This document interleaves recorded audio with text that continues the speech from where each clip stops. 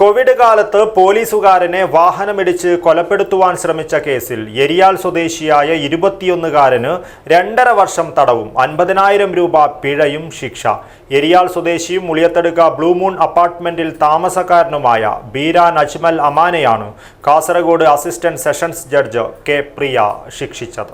ആഘോഷങ്ങൾ വലുതോ ചെറുതോ ആകട്ടെ, അതിന് സ്വർണ്ണ തിളക്കമേകാൻ ഗോൾഡ് കിങ് ഉണ്ട്.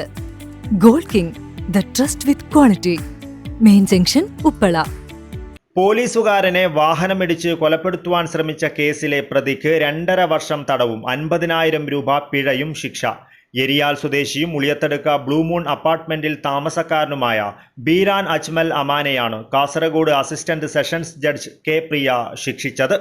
പിഴ അടച്ചില്ലെങ്കിൽ 6 മാസം തടവും കൂടി അനുഭവിക്കണം. കോവിഡ് കാലത്താണ് കേസിനാസ്പദമായ സംഭവമുണ്ടായത്.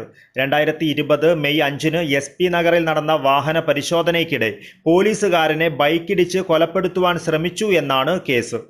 മധൂർ ഗ്രാമത്തിൽ SP നഗർ എന്ന സ്ഥലത്ത് പോലീസ് ഉദ്യോഗസ്ഥരായ അബ്ദുൽ വഹാബ്, സനൂപ് എന്നിവർ കോവിഡ് കണ്ടെയ്ൻമെന്റ് സോണിൽ ഡ്യൂട്ടി ചെയ്തു വരവെ ബീരാൻ അജ്മൽ അമാൻ ഉളിയത്തടുക്ക ഭാഗത്തു നിന്നും ഹെൽമറ്റ് ധരിക്കാതെയും മാസ്ക് ധരിക്കാതെയും മോട്ടോർ സൈക്കിൾ ഓടിച്ചു വരുന്നത് കണ്ട് പോലീസ് നിർത്തുവാൻ കൈകാണിച്ച് സിഗ്നൽ നൽകി. എന്നാൽ പ്രതി വാഹനം നിർത്താതെ സനൂപിന്റെ ദേഹത്ത് ഓടിച്ചു കയറ്റുകയും പോലീസിന്റെ ഔദ്യോഗിക കൃത്യനിർവഹണത്തിന് തടസ്സം വരുത്തുകയും കഠിന ദേഹോപദ്രവം ഏൽപ്പിക്കുകയും ഉദ്യോഗസ്ഥനായ സനൂപ് റോഡിൽ തെറിച്ചു വീണതിൽ മർമ്മസ്ഥാനത്ത് കൊണ്ടിരുന്നുവെങ്കിൽ മരണം വരെ സംഭവിക്കുമായിരുന്നു എന്ന കാര്യത്തിന് വിദ്യാനഗർ പോലീസ് രജിസ്റ്റർ ചെയ്ത കേസിലാണ് വിധി.